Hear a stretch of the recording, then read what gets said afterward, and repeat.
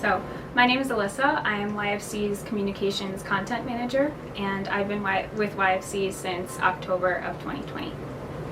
And my name is Bithynia and I am a psychotherapist here. I did my internship here, and I've been with YFC officially as a staff member since 2017. So YFC, or Youth and Family Counseling, has served the mental health needs of Lake County since 1962. And our mission is simple. It's to open doors to mental health care so people can cope, heal, and thrive. And last year with COVID-19, we saw an increased need for mental health services and support in our community, and also increased challenges to getting that care among our families and individuals who are clients.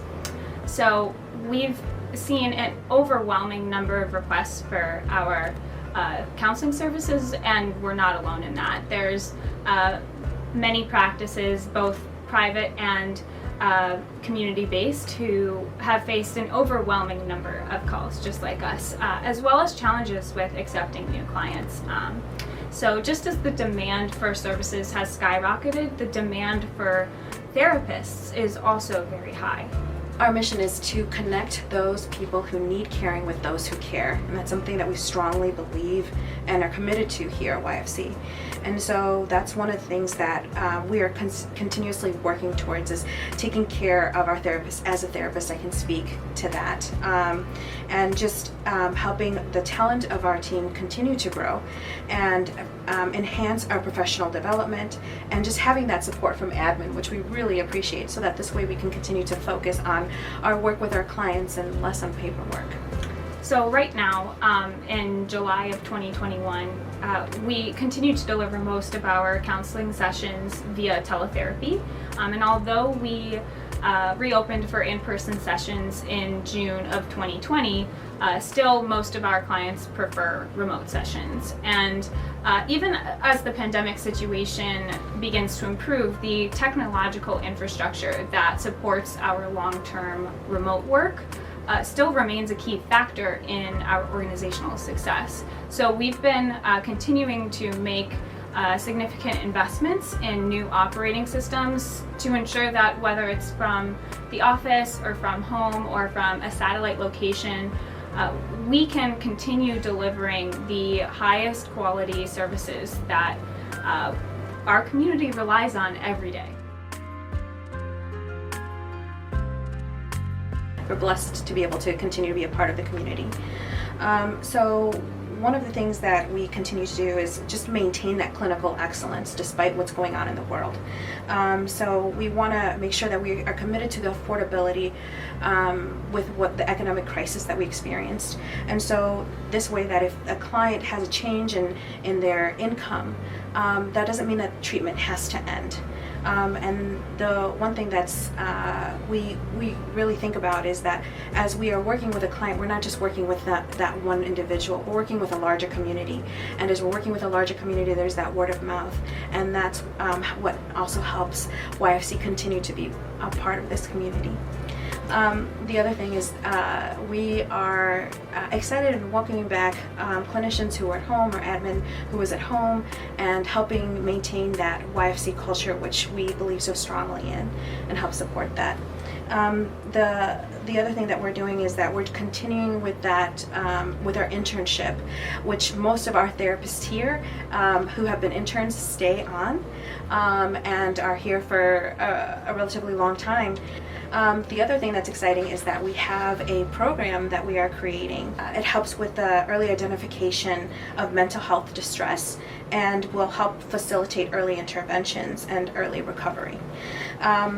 The other thing that we are looking forward to is opening up a branch at 137, just allowing that to be our North, a YFC North branch, to meet the needs of clients there instead of them coming this way. And then finally, we're going to be having a celebration for our 60th anniversary, which we're excited about. Just talks about how long we've been around, and having our annual gala, which we couldn't have last year.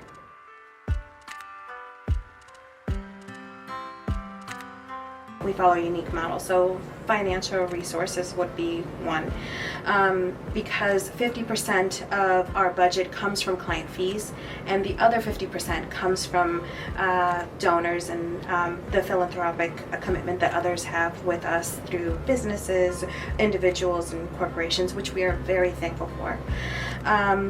And being that this will continue to be our model, so we're going to continue to seek out that type of support. So together we can work towards building this community so that here in Lake County, anyone who needs that support can get it here at YFC. Another challenge that we face is that, unfortunately, despite being 2021, and thankfully we're seeing the growth in mental health being talked about and more accepted, there's still the stigma. And so continue with our outreach to help lessen that stigma so that others who really need that support can come and get that. One of the things that 2021 taught us is that the high demand and the high need, unfortunately, there aren't enough therapists, just as Alyssa was talking about, to meet those demands. So continuing to grow our clinical practice with talented therapists who can support that need in Lake County. So YFC's strengths really revolve around three different things: our care, our team, and our commitment to affordability. So we have a 59-year, almost 60-year track record of successfully delivering the highest quality care regardless of a client's financial challenges or circumstances. And so we do that through not only our superb and diverse team of therapists who reflect the clients that we serve, but also through our sliding fee scale that makes our services affordable to both the uninsured and underinsured. And so finally, we have our executive director, Janelle Moravec, who is so passionate about mental health care and YFC, and she is also so well connected and grounded in what's going on in Lake County. And so that all really makes her the strategic and focused leader that YFC needs during these challenging times.